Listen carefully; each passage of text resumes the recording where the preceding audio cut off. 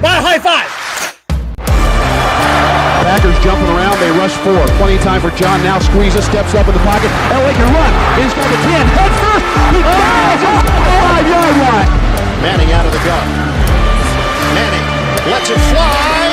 It's caught by Thomas. There's the record for Peyton Manning. Rushing forward, ball comes out of the hands of Newton.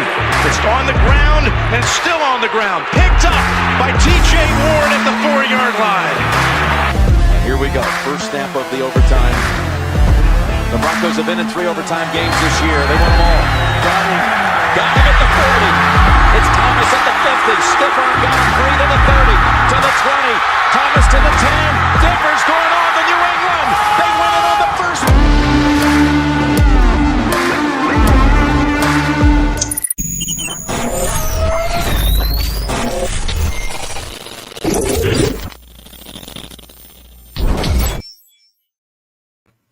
And welcome to the show. My name is Mundungus Creeper. We're not there yet. Joined today by my co-host Glenn Hauser, Mr. Boggins, and the Canadian moose knuckle himself, Richie Richie. How's it going, everybody? That's unfortunate. That's unfortunate. We are a Broncos-based podcast bringing you all sorts of Broncos-related craziness. You are currently listening to the MHRT Podcast, which airs every Tuesday at 7654 on YouTube, Facebook, Twitter, and Twitch. Also, make sure you're tuning into our other podcasts, starting with Broncos Breakdown with Bronco Bill. That's every Wednesday at 7654. And Nothing Rhymes with Orange and Blue podcast. It airs every Thursday at 7654 on YouTube, Facebook, Twitter, and Twitch. How's it going, everybody? Grand. Just grand. Just grand. Better than you. Wow. You don't even know. Yeah, I mean, I really like these drinks and I have one, so I guess I assume myself being better than you currently. So what is it? Bartles and James, or what have you got? Oh, it's an ice, bro. It's a sparkling ice. It's grand. I mean, it's gonna be. We gotta let's point everything out. What's really happening here is Boggins. Well, I was gonna say Boggins is beside himself with the whole Mike McDaniel Dolphins thing. Yeah, he's not been the same for the last 24 hours. Smashed. Yeah, actually, this is completely full of vodka. I just happen to have a green can. I don't know. Yeah, well, and I mean everything. I mean, we'll go ahead and just dive into it. Like all the teams hired coaches. Yeah. Well, except technically Minnesota hasn't yet, but that's because they can't because Kevin O'Connell's in Super Bowl. But Minnesota I'm assuming, has agreed to terms with Kevin O'Connell. They just haven't made it official as their head coach. The Giants hire Brian Daboll. The Texans hire Lovie Smith, which, the Giants staff is coming together. You got Brian Daboll. Their OC is going to be Mike Kafka, and their DC is Wink Martindale. Like, ooh, good work. Good work. Unless the Dolphins might come for their heads though if they get Fangio over there.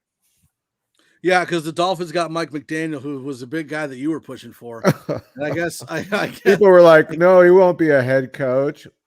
Well, I guess he's been tied to, or they're going to talk to Vic Fangio, which he's had 14 interviews this cycle for DC. So yeah, I don't know. Mike McDaniel looks like he's like on the Hot Topic website buying Beastie Boys t-shirts. I mean, the guy is just he's just like a normal. It's funny.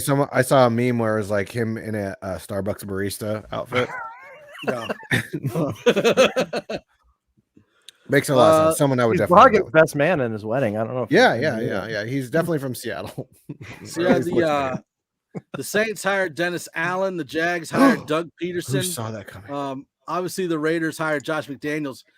But they also got Patrick Graham as their DC. Do you know who that is? I don't know who that is. Yeah, from the Giants. They also got Tom McMahon. Yeah. Okay. You ruined it. Yeah, I know. Good DC. Patrick Graham was the DC for the Giants, wasn't he?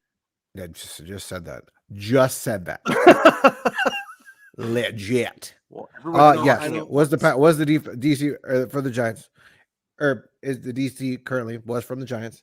and also Josh McDaniels, who I think that's also very good staff outside of the Tom McMahon. I don't understand whose wallet he has, but give it back and go retire somewhere. I don't understand how you. Well, it's like, still have jobs. Do I think that Josh McDaniels is going to be the same as he was with the Broncos like 10-something years ago? No. Do I hope he is? Yeah. Yeah. No, I hope he's exactly the same as he was. I hope he's a train wreck. I just really, really don't think so. I think he's a top 10. But what version of Tom McMahon are you going to get, though? I don't care. I don't think he's going to be good at all. No, but it matters. Because the early part of his career, Tom McMahon was actually a really good special teams coach, and his special teams put up good numbers. Have you seen what he did to the Colts? Well, and I will say this, like when he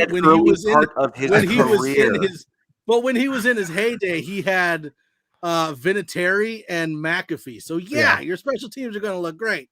See, I'm hoping there's like a Storage Wars edition, like the Tom McMahon edition in a couple of years, that someone buys a unit, they pull it up, and we get to see all the 8x10 glossies that this guy's been holding and been able to secure and hold these jobs. You know how that's happened, because it's an absolute mystery to me that that's who gets.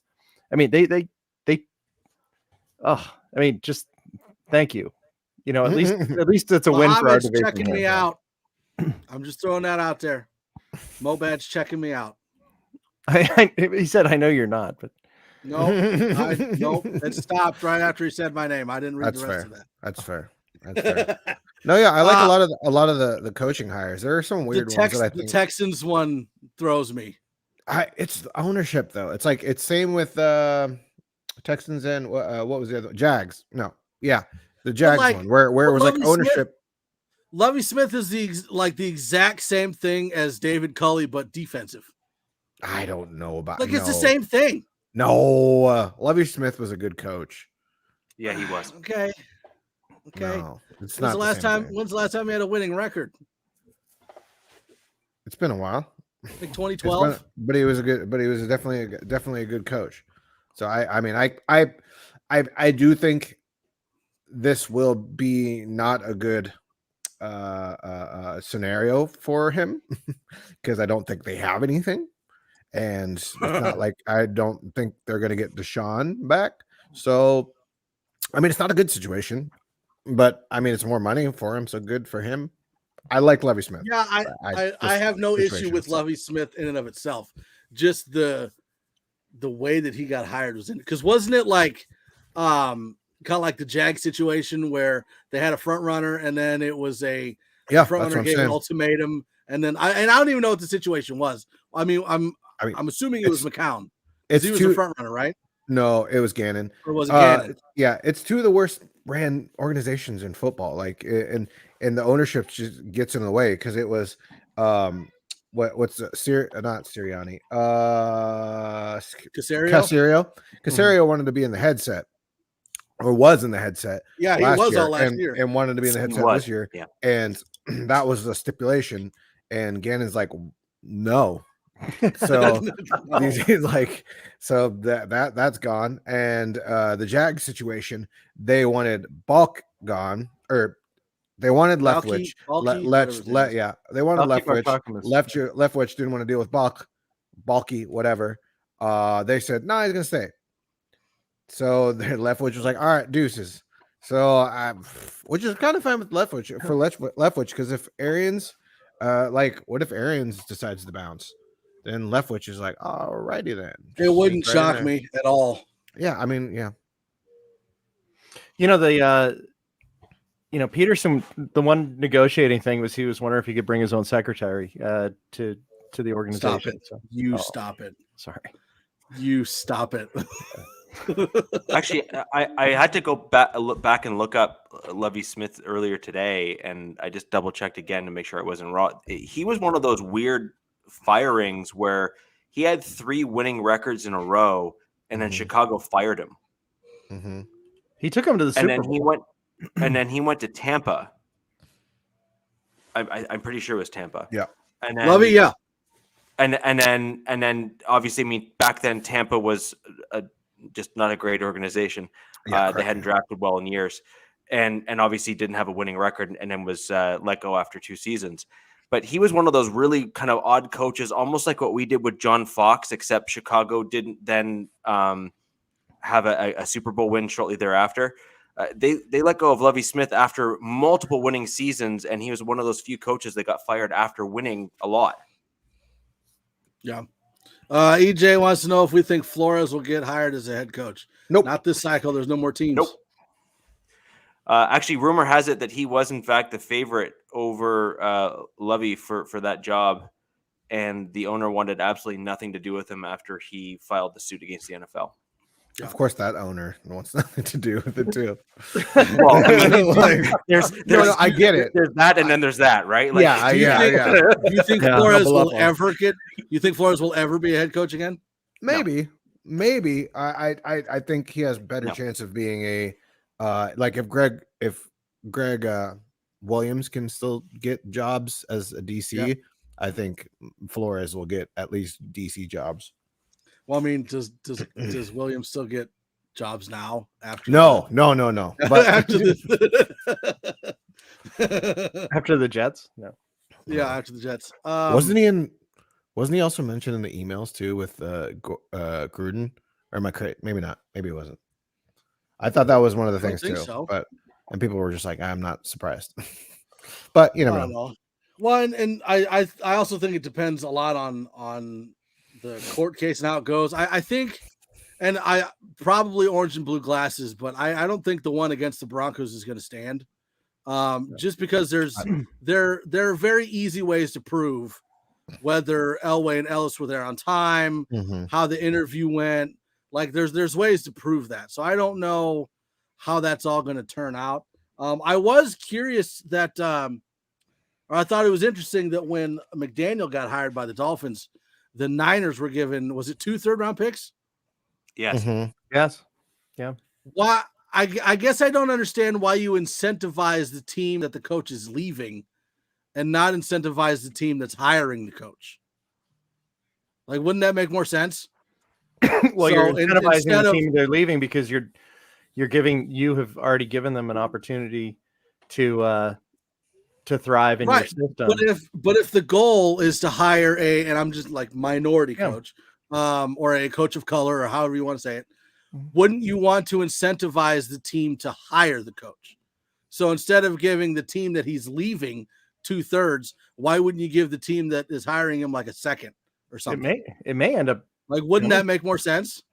Well, right now they're reviewing the Rooney Rule at the moment.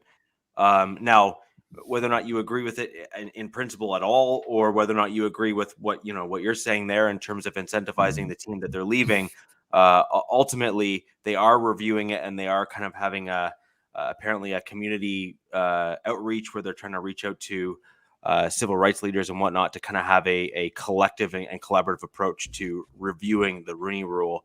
And I mean, there is some talk about it just going away altogether, but I don't necessarily think that's the right thing at this moment. But I do agree.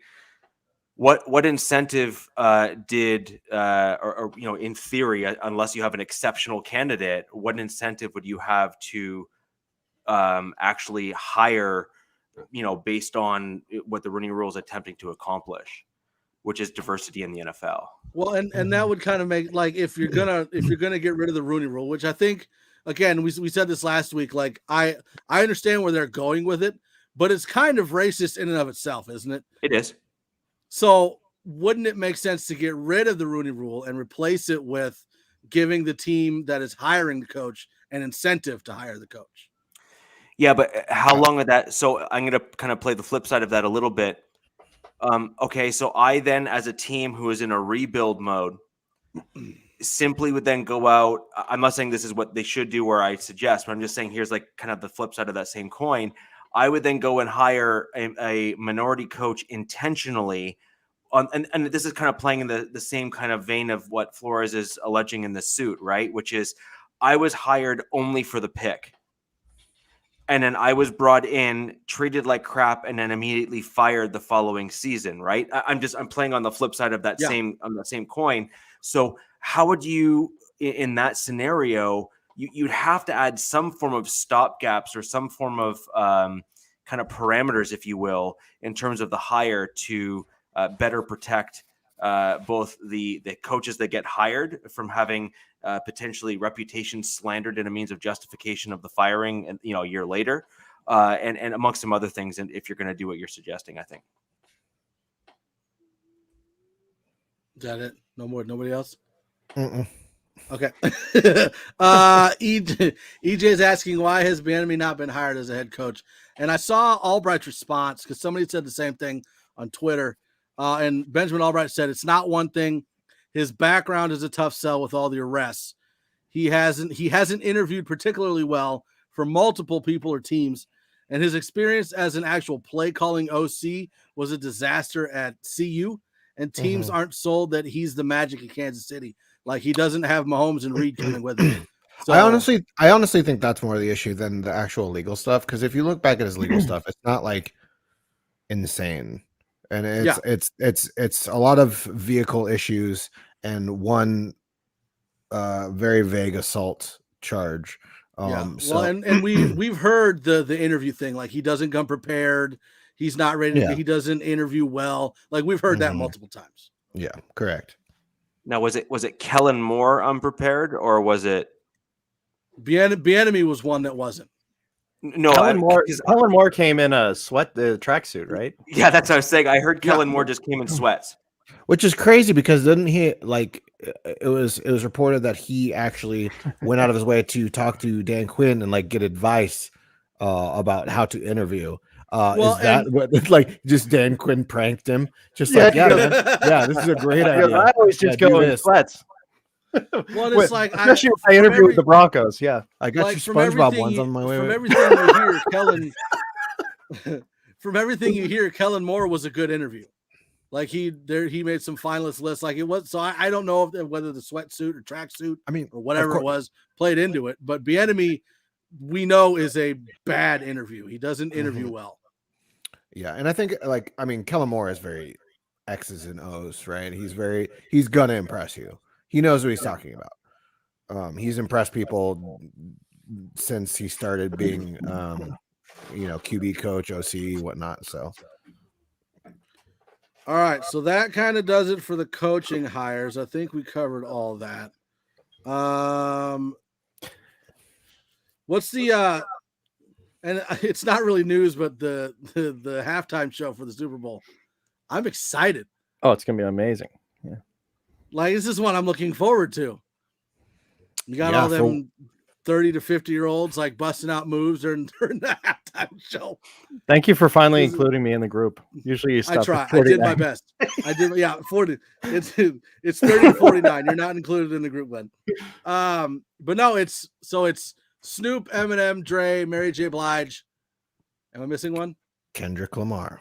There you go. So that's Kendrick Lamar's okay for me, but I like the rest. Are you out? I don't know. We're not getting into this. I'm not talking anymore. We're not getting into this. You're the one that sent me a Flow Rider song to try to make. What? When I was trying to make an intro song for this, he's like, "Here, use this Flow Rider song as inspiration." I was like, "Oh my gosh, we're lucky." Marcus is still showing up on a weekly basis after that text. You have now. Has anybody's minds changed on who's going to win the Super Bowl? No.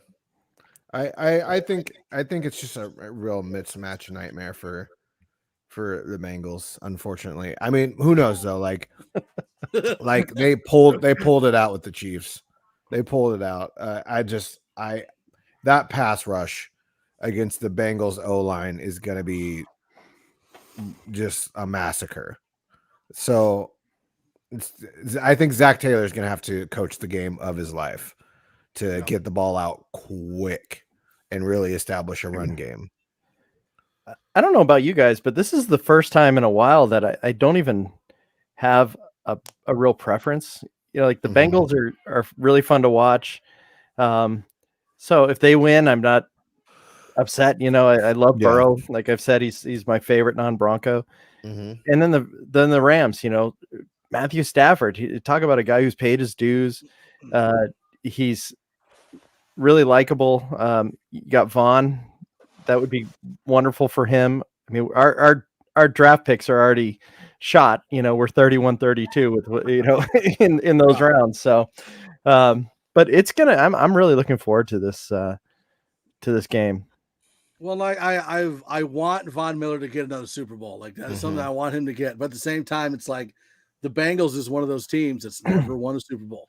So it's like, all right, let's do it. Go get one. So Marcus, what do you think Vaughn is capable of from a sack standpoint in this game? I mean, could he be a 2-time MVP after this weekend with the line being the way it is for Cincinnati? Maybe. Yeah. I mean, I think they're going to be focusing a lot on Aaron Donald. Otherwise, I would say Aaron Donald, but it still might be Aaron Donald. Like Aaron Donald's that good. Like it doesn't matter what you do, and it's not like even if you double team him, it's not like the O line's good in the first place. So I think I think it most likely will either be a pass rusher or it'll be Cooper Kupp. But yeah, really? I could see Kupp being it. Not Stafford. Yeah, maybe just because of the quarterback thing. But that's kind of what I was thinking. Yeah, but the thing is you start wondering. Everyone keeps on pointing the finger at Kupp as being a reason or the reason why they are where they're at, and I hate to kind of point back to your previous comments about the enemy in KC is he the reason or is that an Andy Reid thing? I think that's kind of what's happening a little bit with the Rams is that people are looking at Kupp as have elevated multiple quarterbacks and saying, well, it's clearly not the quarterbacks that are making Kupp look good. It's Kupp making the quarterbacks look good. Well, that Stafford pass to Kupp in the end zone was unbelievable. But Ryan Clark was on Dan Patrick recently, and he said Kupp is one of the best route runners in NFL history. Like he didn't even just say currently. There you go, Mike. I don't disagree. Like it was a joke. It was a joke. Oh, stop it! You can't backtrack now, boy. I don't know. Top 5, maybe top 6. 6 what? Really? You're that top 6. You're that petty. You're that. I don't know. We're done. And I'm not going to get in a debate on who the top 5 rappers of all time are, but we're done. Kendrick Lamar's up there, yeah. I stopped talking to you about music a long time ago. when Mike was wearing his apple bottom jeans and sending me the Flow Rider. Who says I don't have him on right now? Tough skins, yeah. Yeah. We all got real quiet. We didn't want to continue that. But it's weird with Super Bowl MVPs. Wow. Like it can always it could be some rando, right? That's like Malcolm Smith. Seahawks versus Broncos. Larry Brown. Yeah, it's just like it could be a really good player on the team, and it could be some rando on the team. I still love the Bengals. I mean, you still what? I still love the Bengals winning. Okay, I'm not surprised you disagree. I've got the Bengals too. So that's fine. Hey, you forgot you. I mean, that's fine. It wasn't shocking from you. No, so my buddy, my buddy who designed the MHRT logo, his brother lives in Cincinnati and befriended one of and I guess his neighbor is one of the practice squad members of the Bengals. They've become super tight, and each player gets 13 tickets to the Super Bowl. And so he was able to. So the player invited my friend's brother and a guest. All he has to pay for is flight. He gets to go to the game, hotel, Bengals party, win or lose, like just the whole works. I mean, what an unbelievable experience. And it's, I mean, that's going to be regardless an incredible weekend. I mean, that's the right neighbor to have. Yeah. Chris and I went to the game against the Seahawks in MetLife. And it was the biggest blowout, or one of the biggest blowouts in Super Bowl history. It was like one of the greatest days of my life. So I can't even imagine what it would have been like being at the party. I need to just save a Hall of Famer's life or something, and then they'll just forever owe me Super Bowl tickets, and then I'll be like, "This is perfect. This is perfect life. This is perfect." Boggins is giving like Ronnie Lott like mouth to mouth. He's like, dude, I'm just like for Super Bowl tickets. Guys, it's just a cough. Come here, Ronnie. Fine. Come right over here. It was just a cough. Joe Montana is not safe. I'm okay. So, moving on, Alvin Kamara Ain't no arrested shame. in I'm Vegas. going to the game. Ain't no shame. Alvin Kamara arrested in Vegas for battery resulting in substantial bodily harm. Vegas was such a great idea. No, it was Vegas not. was such a great idea. I guess someone was like, man, can you imagine when a team decides to go to Vegas and all these young kids come in and are like, oh my gosh, Vegas. Now you're going to have your Pro Bowl at the Vegas where all these guys are like, oh my gosh, Vegas, jail. Well, I guess so. The incident happened the night before the Pro Bowl. Mm-hmm. And so the police were waiting for Kamara at the stadium after the game, which is hilarious. They're just probably there. They're like, oh, we're gonna arrest one of these guys after the game. They read him his rights and then took him in. I guess he punched a man 8 times and then his group stomped on him until the police broke it up. So in the spirit of the Pro Bowl, the police actually didn't touch him. They didn't tackle him. The police were making up for the lack of hitting in the Pro Bowl. Yeah, he knew he wasn't going to get much contact the next day, so he was just like, you know what? That's the problem. Is the poor guy that got assaulted was the only person that got hit at the Pro Bowl. So, so yeah, I would say it's not looking fantastic. No, that victim there, the guy that got hit, apparently what happened was the guy was trying to get into an elevator and then there was like a shoving match of some sort. And it clearly got out of control. Alvin said that the guy had called one of his guys like an idiot or something. I'm like, that's it? Like, that's what's going to set you off. Now, Kamara calls your friend an idiot and you're going to punch him 8 times in the face. Well, Dennis Allen sucks. And then he just attacked him. Yeah, I heard from Shannon Sharp that, the reason why you go out with your buddies is for them, like their only job for them being there is to stop you from doing stupid stuff like that. Yeah. Like that's it. You know what's crazy to think about? Poor Saints fans. I should be checking on my friend who's a Saints fan. Like, just I think at this point, gotta give the Breeze gone, the safety check-in. Peyton, like, how are you doing gone. Today? Kamara probably gone. Michael Thomas probably gone. It's just and they're how much in cap debt? Oh, yeah. The Saints cut Emeril Lagasse just to clear some cap space. Mm-hmm. Hey, at least they have. And that does it for the podcast today. At least they have new Tebow. That's good. There you go. They should sign Tebow was better. The Saints should sign Zion with the size he is now.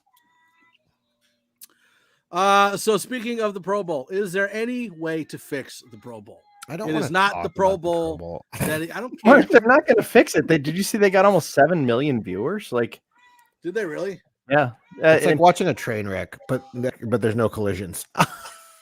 Well, I like the skill showdowns that they used to have. Like even adding to the skill showdown, I think would help. But the game itself was just dumb. I mean, might as well play flag football. They're completely copying All-Star Weekend. Like, that's what it is. And I mean, people watch All-Star Weekend not really for the All-Star game, but for the side stuff. They'll keep doing it. Do they still have incentives? Because I remember that it was a problem for a while, and then they started incentivizing people like a truck. Or like, I'll say, didn't the winning team would win, like every player would win a certain amount of money. If you got Pro Bowl MVP, it was like a truck or something. It doesn't seem like people care anymore. The contracts are so big now. They're like, I don't care about 20. But when it was in Hawaii, it used to be a whole thing, And somebody was talking the other day about. I wish I could remember which the radio shows they were saying, but they said like when Peyton would go out to Hawaii, he was almost like the mayor, and people would hold court and they would pick each other's brains and they would hang out, and it was a whole thing. being out there. Now that it's in Orlando, it's in Las Vegas, it's just these guys can go there at any point, and not to say they can't go to Hawaii, but an all expense paid trip to Hawaii, even if you're a rich person, is a pretty, is a pretty sweet. And you're allowed to bring your family with you too. And this is go to Hawaii, have a great week. Go to Vegas, get arrested for punching a dude in an elevator. Like this is which one you want to go to? And there are no elevators in Hawaii, None. So that would have never happened. Right. No. Every hotel is ranch style, which is that's why there's so little land. It's actually a chicken coop made up. You just lift up. So this is a real question. Like, can you, with the draft being in Vegas, do you foresee any of the top prospects that are going to be on site getting into trouble? Yes. Can you imagine if that happens? Oh my gosh. I don't think so, because they're usually surrounded by their agents and family when they're actually at the thing. I don't see that. I hope not. I mean, their futures, their lives are on. Usually they don't have like their homies with them at the draft. Usually it's just like family, agent, and I mean, like, and your agent usually represents multiple people, and so you're like in a group usually. So I don't see. Avatar wants. They're all holding hands, walking down the rope. They're like that for toddlers, like a field trip. Like he's got like the little monkey leash backpack on. We got Lee Steinberg walking down. Does anyone? Avatar says, does anyone else think Pat Surtain could win Defensive Rookie of the Year? Not a chance. It's going to be Parsons, right? Yeah. Okay. And it's not disrespect to Patrick. It's just Parsons. It's not like he doesn't deserve it, but right. Yeah, Parsons. I don't know why you guys think that this isn't possible, that these young guys aren't going to get into trouble. I mean, even if they have the... I didn't say it was impossible. No, but I think it's probable. I mean, what have we seen so far this year? We've seen a guy like Kamara, who literally at this stage in his career should know better. Yeah, but at the same time, you're looking at how many times has this happened before? What are you talking about? Say, but it's happened so many times. Like, look at it from a person getting drafted in the draft and how often they get in trouble before they're drafted, as compared to a pro that's been in the league for a while that knows, hey, I can go do something stupid and have like 2-3 chances before I even get in trouble. Whereas if you're not even drafted yet, you could cause yourself a lot of pain in the future. So I don't foresee the prospects having issues. Maybe the GMs, maybe the owners going and getting smashed. Yeah, maybe up to the draft, like if some of them go home, because I know a lot of kids sometimes when they go home, people get popular and then people find you and then maybe try and tick you off and you get into fights and stuff like that. But like in the actual like days of the draft, I don't, or like when you're actually in Vegas, I don't think so. Yeah. See, that happened to me once we hit the 500 subscribers. Like people were just like, whatever. Oh, like and subscribe. We need to get to like and subscribe. Yeah. So there's two more kind of, I guess, newsworthy, but it kind of has to do with the Broncos. So there was a big thing about Aaron Rodgers buying land in Tennessee. So then the Titans came out and said, we're sticking with Tannehill. So Rodgers is not going to go to Tennessee. At least the Titans. Wow. And now there's this big thing about Kyler Murray deleting or unfollowing people on social media. Kyler Murray's not coming to Denver, so don't. Just drop it. It's not going to happen. Let's just say there are certain people on Twitter that like to make on the benefit, the air is thinner down there. Or more oxygen rich, rather, for him. Where? I mean, he's like what, 5'8"? He's 5'10". For 5'6". What? He's 5'10", like Mike is muscular under that. Yeah, exactly. Right? Hey, my one big ab disagrees with you, sir. So the and now the Inquirer is reporting that Shailene Woodley and Aaron Rodgers are splitting over his, or have split over his controlling personality. So, and they've tried to keep their differing political views, away from the forefront, but it's become a problem. So the Inquirer. She's our tie to Boulder. So I think we're out. Mm-hmm. Do we have any? And I don't. Rodgers had basically said he would make an announcement before free agency. We haven't heard anything new, right? Yeah. We did get a Rodgers friend get hired into Denver, right? A few of them. What's his face? Loading them up. Miles Taylor. Miles Taylor was today. Yeah. We've had a bunch of them. Ben Steele was the latest one, and then before that, his brother Blue. Also, his brother Remington. Yeah. Wow. Yeah, Justin Outen got hired as OC, and he's one that worked with. He was the tight end coach in Green Bay. You know what? And if I want to go to a basketball game, I want to sit with those guys, let them take the tags off my hoodies, share some beers together. Just those two. I was waiting for the let me tell you about my best friend. Did anybody else watch the Clint Kubiak welcome that Denver Broncos put out? It's just like where he's sitting at the desk and talking about himself. I'm pretty sure I fell asleep. And then I woke up to him saying, I understand that I can be boring. I'm the kind of the boring guy. And I was like, oh, like same page. That's cool. Which is why Clint apparently didn't get invited to the Nuggets game the other night. Yeah. So. Yeah. Okay. So we do have Justin Outen hired as OC. Butch Berry's brought in as our own line coach because we don't have Munchak anymore. Clint Kubiak as the passing game coordinator and the QB coach. And then, like I said, we brought in Ben Steele. Do we know what he's going to be? Tight end coach or O-line coach? Assistant, it said. Because he was the Vikings assistant offensive line coach. Mm-hmm. So is he going to be O-line or I'm assuming O-line? Well, I thought Barry like assistant coach. I thought like Barry an assistant was offensive line coach. I don't know. I thought Barry was O-line coach. Yeah, Barry's the O-line coach. Oh. I'm wondering if they brought in Steele as the assistant O-line coach. Assistant to Barry. Or if as the assistant to Barry. Or if he's going to be doing something else. And then there's also maybe Doug Marrone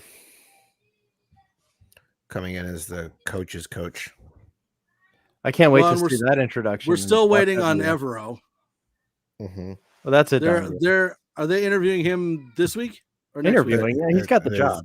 He's got the job. Well, I know, but he's got to interview again. Yeah, but wasn't the point of the coach's coach to be? They've got an interview with him this week, don't they? I'm pretty sure they do. What was that? He's coaching the Super Bowl. They're just going to bring him in and after the parade if they win. Yeah, it's a done deal. Good, I hope so. Do you not expect to see Hackett on the sideline as the confetti's following, basically handing him the contract to sign? Yeah, no, absolutely. Like I've been waiting. Here's the pen. Okay, so what coaches have left that were already here? I know Munchak's gone. A ton of them. Azani Stan, like everybody except for Kolar is apparently maybe coming back as a what'd they say? Consultant. He's a consultant. I'm pretty sure he's happy about that. And Christian Parker is staying, which the D-backs love him. And then Azani was announced as staying. Yeah. He was going to have a second interview. Azani was going to have a second interview with the Falcons, and the Broncos swept in and re-signed him or retained him, I should say. So don't you do it? They put the handcuffs on. Get back in your room. I'm actually a bit surprised with that because they seem to have let John Elway come in and he's all drunk. He's like, "You stay here. You stay here."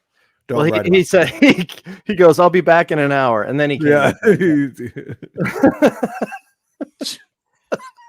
No, Boggins, you're wrong. Elway was late to try and stop him, and then he had Hackett go and do it instead. Yeah. I don't understand, but that was the whole. Clearly that was chess, and you only know checkers. But the lawsuit with the lawsuit with Flores had Elway being late, so that's where I was going with it. Got it. But we let a bunch of our guys go, and I actually thought our running backs did really well, and so I was a bit surprised with that. Yeah, I mean it's also not just about how well they did or not well they did before. I mean, it's just like, potential fit as well. I mean, I wait, gosh, I totally forgot. Who is RB coach now? Do we have one? Modkins is gone. Modkins is what it was. Yeah, I don't think they've announced it. Yeah, okay. Yeah, because I like Modkins, but I see someone being brought in because, I mean, that's kind of a big deal in the system that he is potentially going to be running. So that would be a very interesting hire. When a guy can coach for 3 different coaches, when the new guys keep retaining them, like a Curtis Modkins, it says a lot about his skill, his ability to be assimilate himself right away to be part of any of the coaching staffs. Did he go to the Vikings? Was it him? He's going to. Yeah, I mean, I was surprised at that one. I thought he's done a great job, and I was hoping that he would be part of the group. Yeah.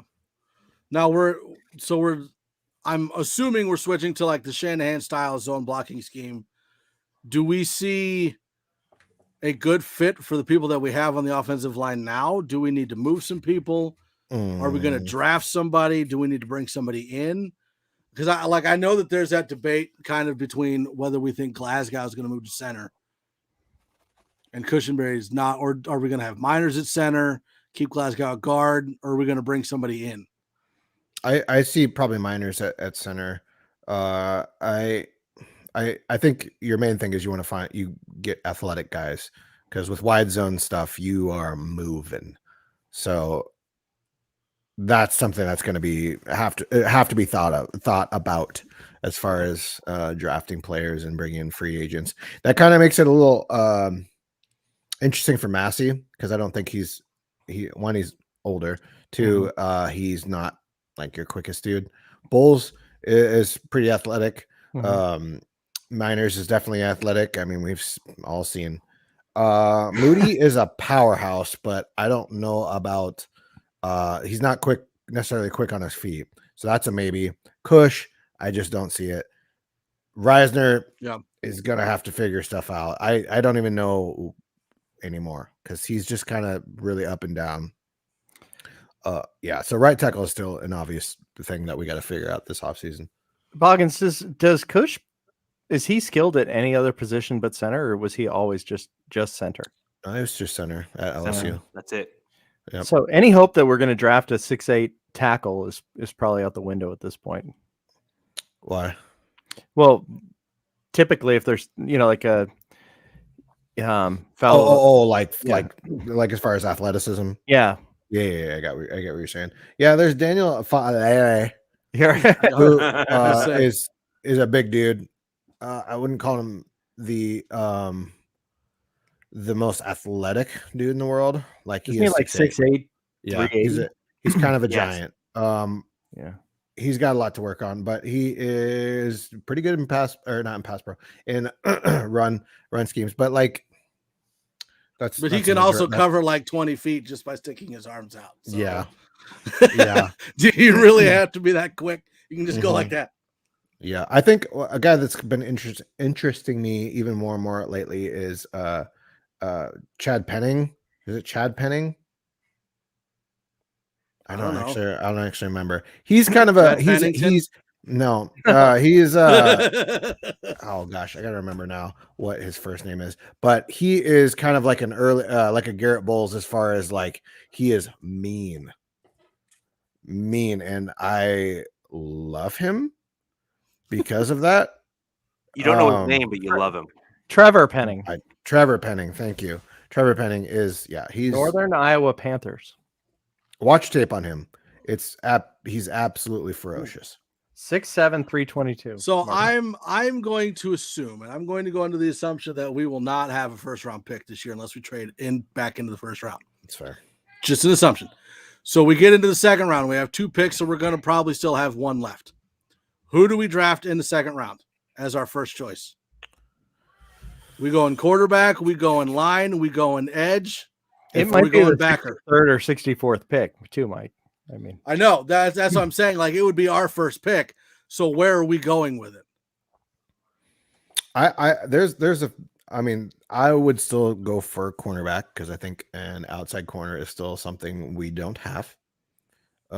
Because unless you're considering Michael Ojemudia the starting boundary corner, which I don't. Or we are also looking at nickel because we don't know what's going to be going on with Bryce. And who do we have underneath that? I mean, we have Hairston, maybe.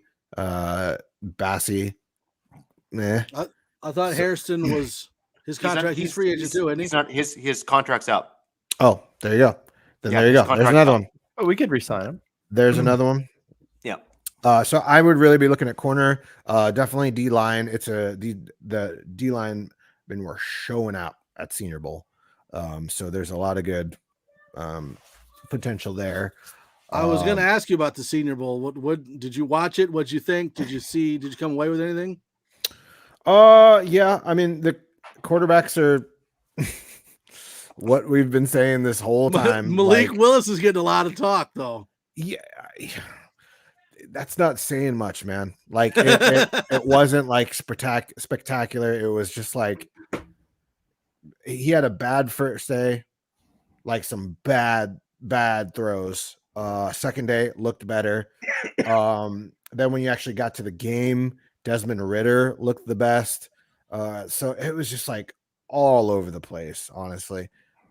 It's still like pick your poison of a bag full of meh. Like, could one of them hit? Sure. Like, any given year, depending on the situation too, like a Dak Prescott, where you get him in the 4th round and look at what he turns out to be, or Russell Wilson, where you get him in the 3rd round, look what he turns out to be. You never know, but so far it doesn't look great. I saw a national mock draft and it had the Broncos picking Desmond Ridder at 9. I was like, wait, say what? Yeah, that would be if we're not. Let's go to reach. Pure desperation is what that's called. All right, so I've got the list of Broncos free agents. I'm going to go through it and tell me if you guys want to re-sign him or not. Kyle Fuller. No. Melvin Gordon. Yes. No. Why not, Rich? I'm on the fence. I could see either or. I get the logistics of you could potentially get a pick in the 3rd, 4th round that maybe does something. We still have Mike Boone, maybe does something, whatever. He was the highest scoring player on our team last year outside of Bridgewater and McManus. But and if we get him for 4.5, who cares? Like that's per or that's total? A score per. Okay. What do you mean total 4.5? This is like 3 year 4.5. Dear man, yes. Absolutely. Then he's making less than you, Mundungus. That's all right. Yeah. Like I was thinking when I say yes, I'm thinking like two for 8. I think it's arguable. I think it's very debatable to me. You may hit, you may not. He is 30, so Bryce Callahan. Yes. I lied. He's 28. Kareem Jackson.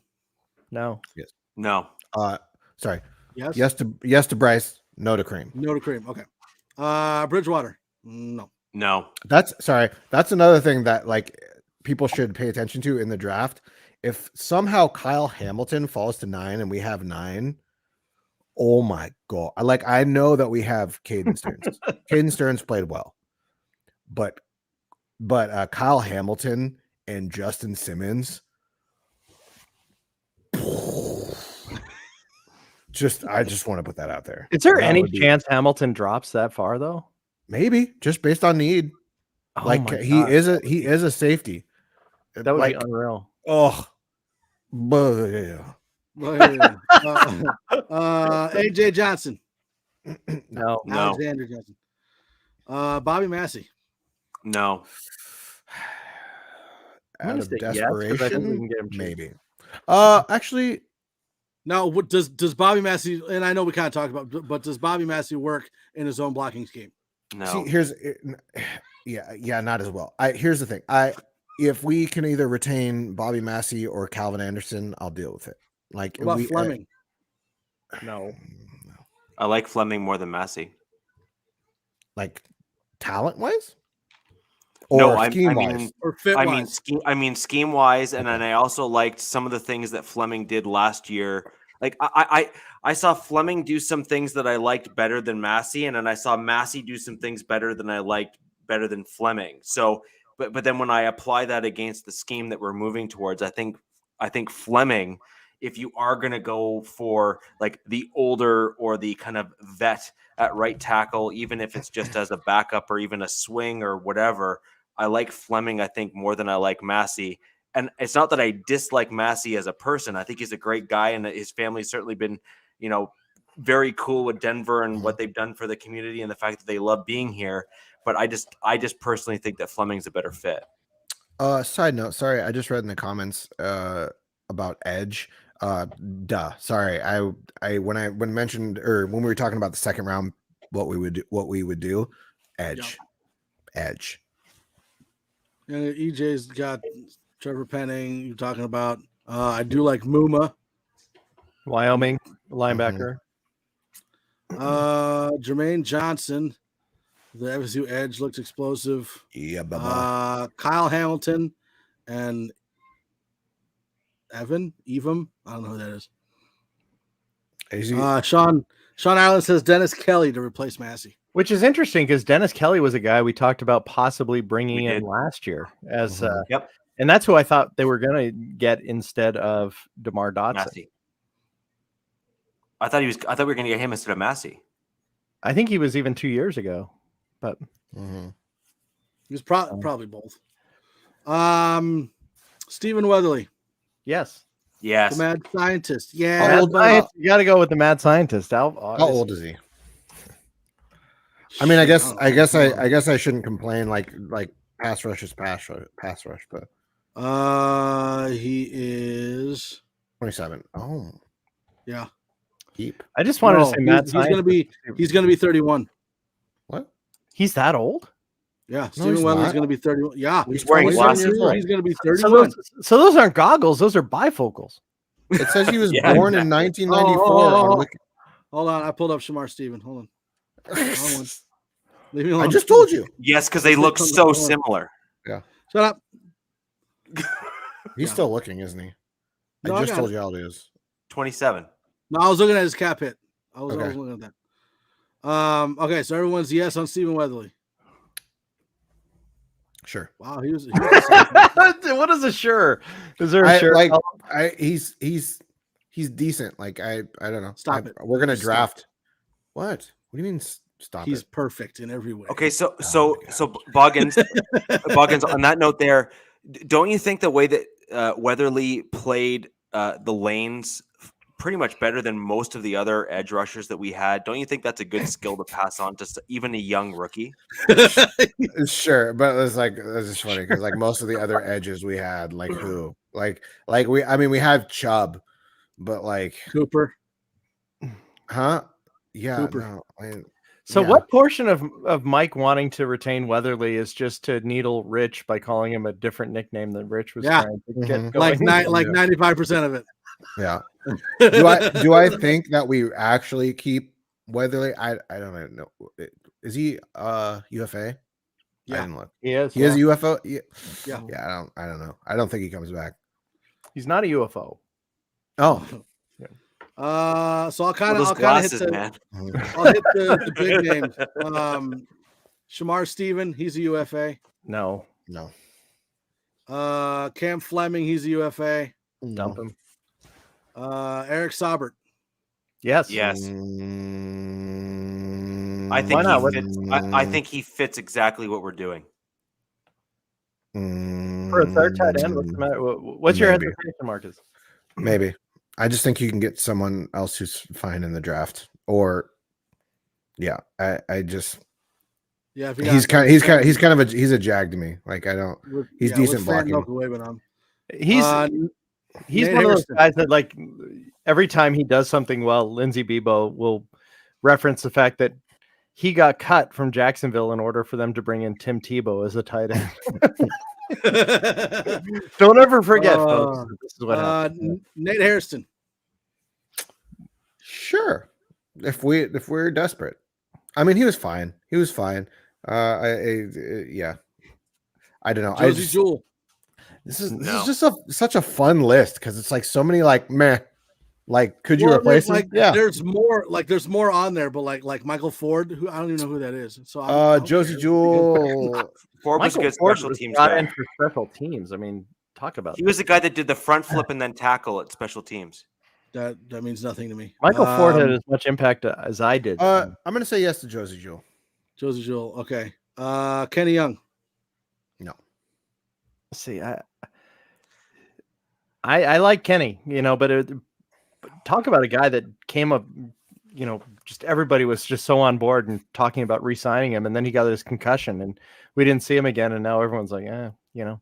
Well, I know there was a lot of talk between like Kenny Young and Jonas Griffith. Rewatch that tape. Like, yeah, after a certain point, teams like schemed around Kenny Young. Like, they exposed him hard. You're probably right. I mean, there was a reason that the Rams got rid of their top tackler for a 6th-round draft pick or something equivalent of that. Young had got a lot of good looks early, but then unfortunately he kind of dipped off near the end. I actually prefer Griffith. I thought he looked a lot better. I was gonna say Kenny Young's UFA. You got Jonas Griffith as an ERFA. What the heck is an ERFA? Exclusive rights. So they have free agent. Okay, so Jonas Griffith is an ERFA. So you go Griffith over Young. Yes. Yeah. So here's going to be the fun thing. He's great. Is how much they like. Maybe not fun thing. Like, that's what kind of is the question for Josie Jewell. Because like, do you pay Josie Jewell if you're that impressed with Jonas Griffith, or is Jonas Griffith not going to impress as much? It's kind of a weird thing. Or do you pay them both? Well, what if they both would play? No, because you'd have Baron Browning. Yeah, Browning would be the starter for sure. What's Jewell's salary next year if we pick him back up? I don't know. What would you get? I'm not saying what was it. I'm saying to re-sign him. What do you think it would be? It was 4 years, 3.1 million. I've heard numbers like total. That's for his whole time here as a rookie, right? Wow. He was getting 480, 570, 750, and then 2.1 last year. Wow. Linebackers, inside linebackers, update. Let's put him in. Oh, geez, dude. Yeah, no one's paying linebackers. No. Wow. Okay. Well, I mean, you have Darius Leonard on top, and then after a certain amount, it just falls off, and then goes into players in rookie contracts. So it's like, wow. Okay. What are we looking at? Sorry. I'm at Spot Track right now. I'll share it, but it's very 2 to 3 a year. Are you thinking between 3 and 5, or are you thinking between 2 and 3? 1 second. I would think he'd make at least 5, wouldn't you think? I don't know. I think that's what he's going to be looking for, Glenn. I'm not sure if he's going to get it. While we're looking that up, Deshaun Williams is not good at restricted. Is an RFA. Who is? Deshaun Williams. I like having him as part of this team. I thought he did well. I think it depends on what you can bring him back for, because you're going to need some additional depth on the interior of your D line, and we're not going to be able to draft enough guys to backfill what we're going to lose. I think he'd come cheap, don't you? But then at the same point there, then you start saying, okay, do you bring back Williams or do you bring back Stevens or Steven? No. Which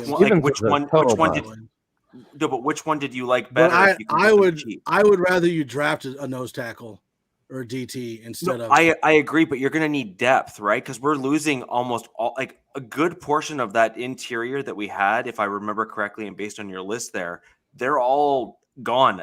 Now, they're no longer with us. There was a lot. Yeah. So you're going to need some depth, and you're going to have to likely bring back a couple guys if you're going to, even if you intend to transition from like the Fangio style to some kind of a hybrid, either you rip the Band-Aid off and go through some massive growing pains, or you work on like a hybrid transition and then eventually kind of move in a different direction. Yeah. Glenn's favorite player, Deontay Spencer. He's an RFA. No. Dude, I would put that guy in one of those T-shirt like rockets and just launch him into the crowd. Brett Rippon. I'd look at a guy for like Marcus Jones from Houston, who kind of like does everything, including special teams. He's a pretty exciting player. I think he's a nickel. And that's my issue with Deontay is that you can't take a game day roster spot on a guy that just returns kicks. Like you have to contribute in some other fashion. Yeah. That's nothing personal. It just every other team has a guy that may be able to play wide receiver on a regular basis or do this on a regular basis. And so question for you, Glenn, be a in the secondary on a regular basis. Did that not irk you when you saw that Mike Boone was back healthy after having that little ding that he ended up with, and then we still kept Spencer in? Like to me, that was our opportunity as a team to prove that Boone could be a returner for us and maybe look ahead to the future. And we just continued to throw Spencer in instead. Well, there's Tom McMahon for you. Yeah. Well, yeah. Brett Rippon. I want to keep him because I want him on the staff. Depends on what our QB situation is. Okay, let's skip over to a big name, Malik Reed. He is an RFA. No. He's got to go. No. Okay.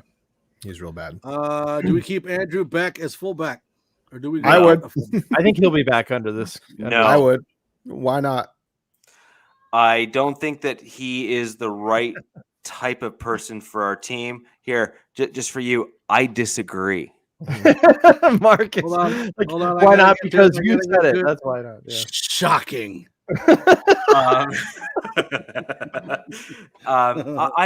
You know who I really liked is the fullback we actually had on the roster in preseason just this past season, who we let go, and the Saints immediately picked up as soon as we let him go. I actually liked him better. I thought he was a better fit for the type of stuff that we're wanting to do. Kind of get more of a running back, fullback, kind of big bruising, a more aggressive guy, and someone less like Beck. Yeah. And then the last big name is Calvin Anderson. He's an RFA. Keep him. Yeah, I might as well.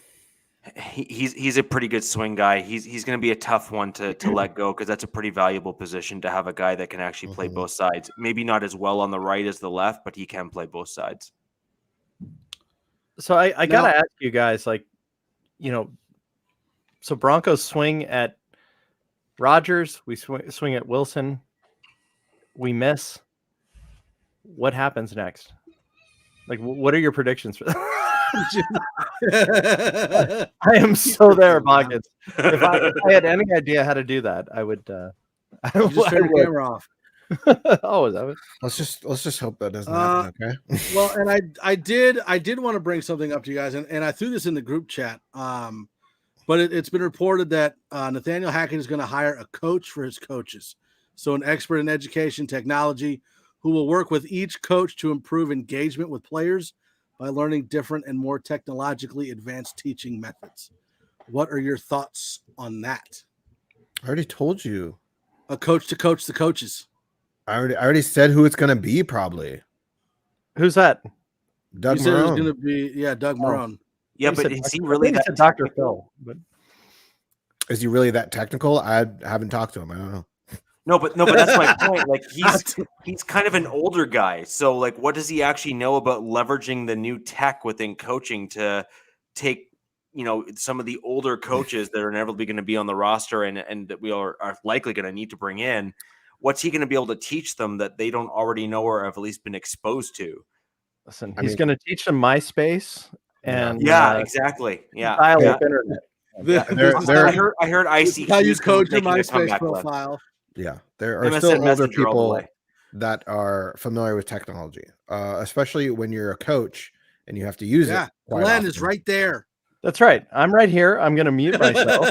He's going to teach them how to use their Microsoft Surfaces and draw squiggly lines over other players they don't like. Now, Jeffrey Bryan had asked, does anyone think we should switch back to the 4-3? No. I mean, after you get out of so your base defense is like a 3-4 or 4-3, but once you start adjusting and moving, does it really matter if you're in a 4-3-3-4? Because you're kind of going back and forth between them.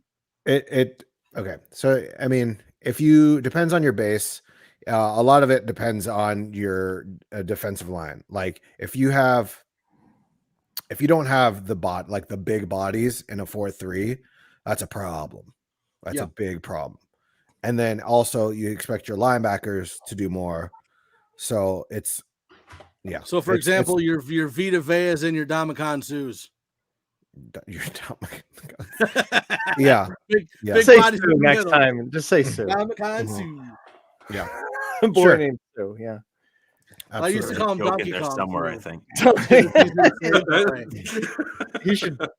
And like the guy's from Nebraska, so that's what I'm saying. Like you should have known that you had 4 years of him in Nebraska. It's Domicon is his name, but I called him Donkey Kong because it's easier to say it that way. Yeah. Donkey Kong. You should stomp your head.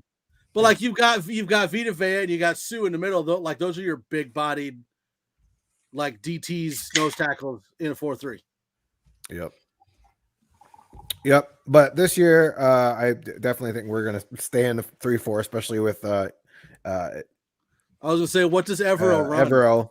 Well, I mean, you don't really know what he runs per se, but he comes from a lot of 3-4 systems. So I'm going to assume it's going to be a 3-4. And so, was he the one that originally came from like learning the Tampa 2 in Tampa Bay? What? He was under Kiffin. When he was under Kiffin learning the Tampa 2? Yeah. Yeah. Okay. Yep. But like as far as like I think our roster fits way better for a 3-4 currently. That's why I was worried about the Dan Quinn. That was my only concern, is that we would have to swap around some peeps. So when do you guys think we'll hear anything on the quarterback situation? So I mean, do you think it's going to be in March? I thought I spun us off of the quarterbacks. No, I'm just okay, dude. That couldn't be a bigger. I mean, that is it. I mean, that's the thing. So, is it going to happen in March? Is it going to happen in February? What do you expect? Matthew Stafford happened in late January last year. Exactly. With that chance meeting in Mexico, just totally out of the blue. What a coincidence. Yeah, it all kind of depends on Aaron Rodgers. And I don't know when. I mean, the franchise tag isn't going to be for a while. I guess it depends on how much consideration he actually has for that front office in Green Bay. He did say before free agency, but you got to think it'd be pretty close. Maybe 2 weeks before. He said before free agency, or did he say? Yeah, he said that before free agency, he would let us know what he was going to do. He didn't say specifically though. He said that. I'm pretty sure he did. No, the wording on Pat McAfee. Yeah, I know. No, I understand what you're saying. Because I'm pulling from the same source that you're inferring from.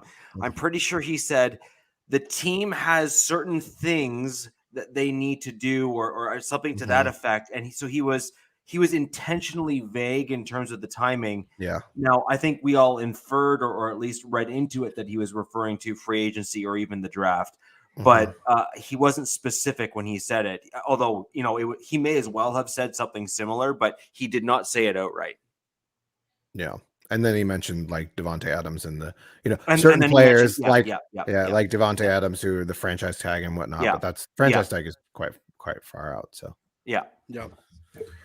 All right. So anything else that we want to talk about? I think we covered everything. I mean, most of it's NFL news. There's not a whole lot of Broncos news going on right now. Is there anything else that I haven't covered that we need to cover? I mean, there's more news going on right now for Broncos than has in the past, so that's good. It's nice that last off season was miserable. Yeah, there was nothing. Yeah, it was. More owners in the tank. That's about it, or potential bidders, but that's about it. And and you're talking about Byron. What'd you say his last name was? Byron Allen. Mm-hmm. Allen. I'm assuming that he's part of a group, so I wonder which group he's a part of. If it's a separate group or if it's a Manning or Elway group. So everybody on Twitter is saying, this guy's only worth $450 million, which is, is one of the probably the most popular. Only. Which is, I don't like he's some sort of a schlub, right? Which is probably one of the most popular celebrity searches, so-and-so net worth, right? Mm-hmm. But the fact that he's looking to be an NFL owner, he was approached by Goodell and Robert Kraft about joining an ownership group, is jumping in on this. This is a guy that I watched on the show Real People. I mentioned it to you guys. You had no idea what show that was. I said of the MHRT group, the only people that were probably alive when the show was on was me and Bronco Bill, right? But I wasn't even thought of yet. He has amassed this incredible success. He was a comedian. He bought the Weather Channel 4 years ago. It's certainly interesting. It'd be interesting to see who else is in the group, but it sounds like it sounds like he's talking about being the lead in the group, Mm-hmm. but the online, at least the online net worth, doesn't suggest that it would qualify for the amount of percentage that you would need for something along the lines of $4 billion. So I don't think anybody who's legitimately putting in bids hasn't thought of this, or haven't thought of it. I get when people try to call out people's net worths over Twitter, it's it's completely irrelevant. He is obviously in the bidding because he has a plan for the finances. Otherwise, why? But how cool is it that now we're actually starting to hear some names? It's been one of those things. Peyton's part of a group, and Elway's part of a group. I think when you start thinking about it, you look at take Bezos, for example. He's one of those guys that could literally walk up to the NFL and go, "Here's cash," and buy the franchise for $5 billion in cash. Yeah. But then you've got your Byron Allen. I'm assuming is part of a group that's getting a loan to cover the purchase of the Broncos. Yeah, but he has assets. I guess that's the one thing that Glenn was kind of hinting at, or at least inferring in that, is that he would have assets that would allow him to obtain a loan, given what he owns, to leverage to then put towards the Denver Broncos purchase, which would kind of put him in a bit of a unique category, I would imagine, in terms of, most people, even with I hate to call 450 million a lower net worth, but when you're talking about a purchase of, 3 or 4 billion, yeah, exactly. What a pretender. Let me walk over to my vault and just show you what it looks like. Hold on. So you're talking a different area or kind of class of people. And so when you're talking about a guy that has assets that can be leveraged for that kind of money, that's a different person. And there's not many of those people that own assets that are worth that much, that are then only deemed to be worth that little relative to their net worth of their assets. Yeah. Jeffrey Bryan says majority owner needs to put up 30%. If we're going off the $4 billion, that's what, 1.2 or something like that. Mm-hmm. That means Jeffrey Bryan is about to become the majority owner of the Denver Broncos. No, I don't get it. Please explain, joke. Well, he said they need to. Oh, sorry, he didn't say only. I was going to say I thought he read the word only at first, but 30%, so 1 point something billion. So Jeffrey, I'm sure you can cover that. Mm-hmm. I look forward. Jeffrey, remember us when you're in the 50-yard lines. Give me Super Bowl. Yeah, we all get season tickets, including Super Bowl tickets, and you don't even have to get mouth to mouth from Boggins. You just give them to him without the mouth to mouth. Ronnie Lott just blocked Boggins on Twitter. All right, that's gonna playing hard to get. That's fine. So make